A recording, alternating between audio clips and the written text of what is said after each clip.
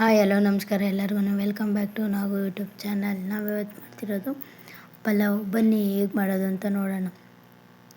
ಒಂದು ಬಟ್ಲಷ್ಟು ತೆಂಗಿನಕಾಯಿ ಚೂರು ಸಣ್ಣ ಸಣ್ಣದಾಗಿ ಹಚ್ಚಿಟ್ಕೊಂಡಿದ್ದೆ, ನುಣ್ಣಗೆ ರುಬ್ಕೊಂಡಿದ್ದಾದಮೇಲೆ ಒಂದು ಸ್ವಲ್ಪ ಹಸಿಮೆಣಸಿನ್ಕಾಯಿ, ಒಂದು ಅರ್ಧ ಇಂಚಷ್ಟು ಶುಂಠಿ, ಬೆಳ್ಳುಳ್ಳಿ, ಒಂದು ಸ್ಪೂನಷ್ಟು ಗಸಗಸೆ, ಒಂದು ಸ್ವಲ್ಪ ಕರಿಬೇವಿನ ಸೊಪ್ಪು, ಒಂದು ಸ್ವಲ್ಪ ಪುದೀನ, ಒಂದು ಸ್ವಲ್ಪ ನೀರು ಹಾಕಿ ನುಣ್ಣಗೆ ರುಬ್ಕೊಬೇಕು.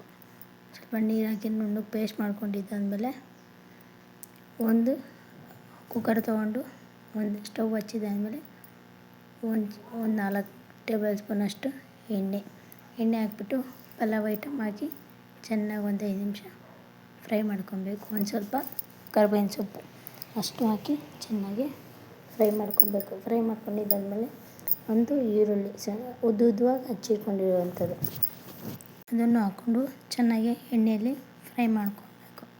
ಒಂದು 5 ನಿಮಿಷ ಹಸಿ ಸ್ಮೆಲ್ ಹೋಗೋವರೆಗೂ ಫ್ರೈ ಮಾಡ್ಕೊಬೇಕು. 5 ನಿಮಿಷ ಹಸಿ ಸ್ಮೆಲ್ಲೆಲ್ಲ ಏಲಕ್ಕಿ ಹಾಕ್ಬಿಟ್ಟು ಚೆನ್ನಾಗಿ ಮಿಕ್ಸ್ ಮಾಡ್ಕೊಬೇಕು. ಆಮೇಲೆ ಒಂದು 2 ಟೊಮೊಟೊ ಸಣ್ಣದು ಹಚ್ಚಿಟ್ಕೊಂಡಿರೋವಂಥದ್ದು ಅದನ್ನು ಹಾಕ್ಕೊಂಡು ಒಂದು 5 ನಿಮಿಷ ಚೆನ್ನಾಗಿ ಮಿಕ್ಸ್ ಮಾಡ್ಕೊಬೇಕು.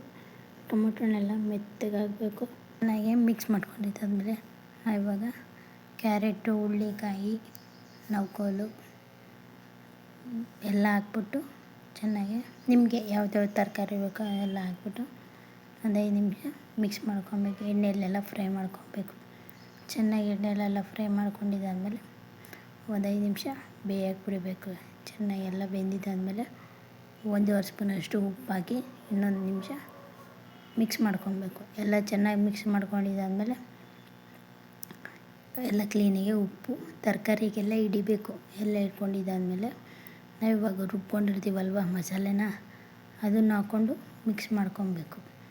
ಎಲ್ಲ ಮಿಕ್ಸ್ ಮಾಡ್ಕೊಂಡಿದ್ದಾದಮೇಲೆ ಚೆನ್ನಾಗಿ ಹಸಿ ಸ್ಮೆಲ್ ಹೋಗೋವರೆಗೂ ಫ್ರೈ ಮಾಡ್ಕೊಬೇಕು. ಎಲ್ಲ ಅದೇ ಜಾರಿಗೆ ಒಂದು ಸ್ವಲ್ಪ ನೀರು ಹಾಕ್ಬಿಟ್ಟು ಎಲ್ಲ ಮಿಕ್ಸ್ ಎಲ್ಲ ಕ್ಲೀನಿಗೆ ಹಾಕ್ಕೊಬೇಕು.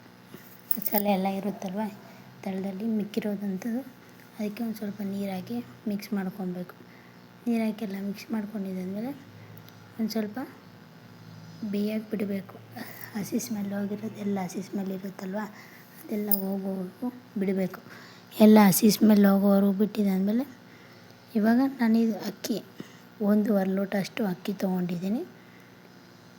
ಈ ಲೋಟದಲ್ಲಿ 1.5 ಲೋಟ ಅಷ್ಟು ಅಕ್ಕಿ ತೊಗೊಂಡಿದ್ದಾದಮೇಲೆ ನಾವು ಈ ಕಡೆ ನೀರು 1.5 ಲೋಟ ನೀರು ಹಾಕ್ಕೊಬೇಕು.